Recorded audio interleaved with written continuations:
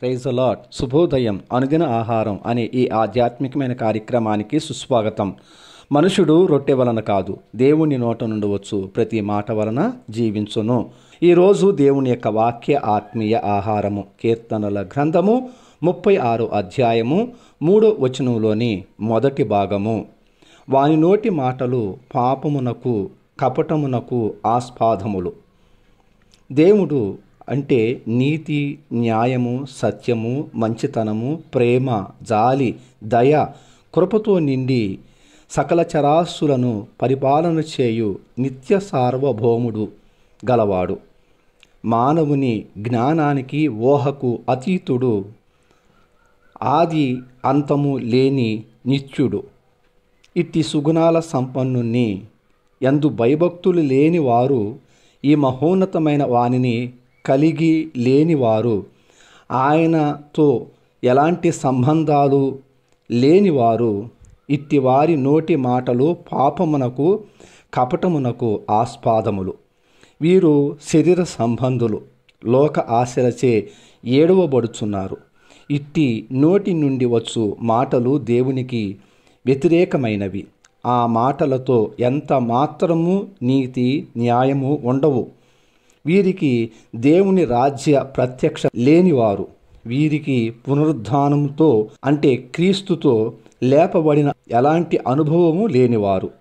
వీరికి నిత్యత్వము గూర్చి చెప్పినా అర్థం కాదు. నిత్య నరకాగ్ని గూర్చి చెప్పినా భయము కలగదు. వీరు పైనున్న వాటిని వెదకరు. వాటిపైన ఆశ ఉండదు. పరలోకపు ఆలోచనలు ఉండవు. వీరు భక్తిహీనులు. వీరి నోటి మాటలు అవిశ్వాస సంబంధమైనవి. వీరు నోటి మాటలతో పాపము చేస్తారు. తీర్పు భయము వీరికి ఉండదు. విస్తారమైన నోటి మాటలతో పాపము చేస్తారు.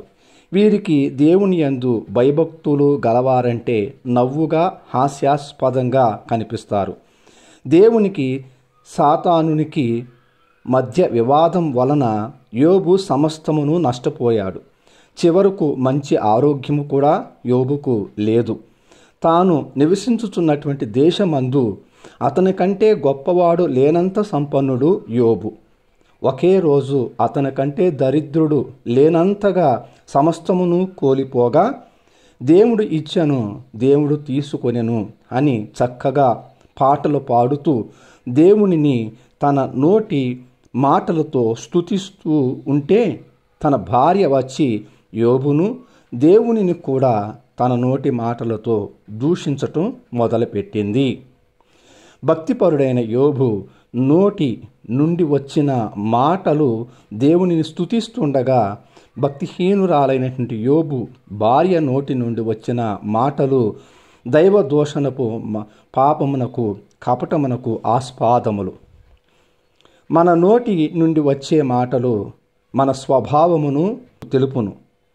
హృదయములో నిండిన దాని విధముగా నోరు మాట్లాడును కదా. మన నోటి నుండి వచ్చు మాటల వలన తీర్పు పొందుదము. నిత్య నరకాగ్ని పాలు కాకుండా మన హృదయమును పాప స్వభావముతో నిండి ఎండుకుండునట్లు జాగ్రత్త పడువారు జ్ఞానులు. దేవుని యందు భయము కలిగిన వారు వారి నోటి మాటలను కాచుకొని ఉంటారు. చాలా జాగ్రత్తగా ఆచితూచి అంటారే, అలానే మాట్లాడతారు.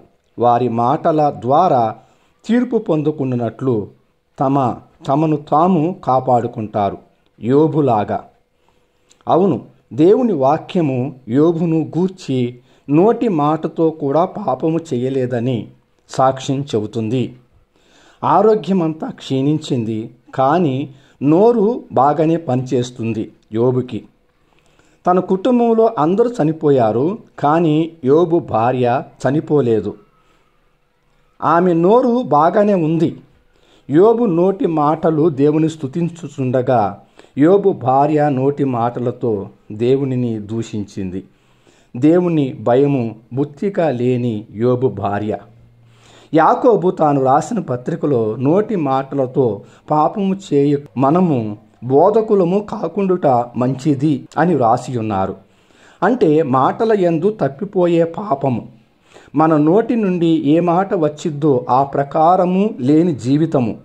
నోటికి కళ్ళెము పెట్టుకొని నోటి దూలతనము అంటారే, ఇట్టి మాటలు అగ్నియేనని, పాప ప్రపంచమేనని, ప్రకృతి చక్రమునకు చిచ్చుపెట్టునని వివరముగా దైవజనులు రాసియున్నారు. ఈ నోటి మాటలతో తండ్రి అయిన ప్రభువుని స్తుతిస్తాము అని, మరియు ఇదే నోటి మాటలతో దేవుని పోలికగా పుట్టిన మనుషులను శపిస్తామనియు రాశారు. ప్రియ శ్రోతలారా, ఇలాగుండకూడదు. ఒక్క నీటి గుంటలో నుండి ఒకే రకము నీరు, అంటే మంచి నీరు అయినా ఉప్పు నీరైనా వచ్చును. అలానే మన నోటి నుండి దేవుని స్తుతించి దేవుని పోలికగా పుట్టిన మనుషులను శపించుట పాపము. అట్టి స్తుతులను దేవుడు ఇష్టపడడు. భక్తిహీనులు, దుష్టులు నోటి మాటలు పాపమునకు కపటమునకు ఆస్పాదములు అని ఎరిగి మన నోటి మాటల ద్వారా తీర్పులోనికి రాకుండా జాగ్రత్త వహిద్దాం. ప్రార్థన. ప్రేమ స్వరూపమైనటువంటి మహాకనికరం కలిగిన మా పరలోకపు తండ్రి, ఈ దినమంతా మీ కృపల హస్తాలకు అప్పగిస్తూ కృతజ్ఞతాస్తుతులతో యేసు నామములో పొందుకొని ఉన్నాం పరమ తండ్రి. ఆమెన్. తండ్రి, కుమార, పరిశుద్ధాత్మ త్రియేక దేవుని అన్యోన్య సహవాసము సదాకాలం మనకు తోడై ఉండి నడిపించునుగాక. ఆమెన్. Thank you. ప్రభు పాద సేవలో పాస్టర్ ఉమా జాషువా.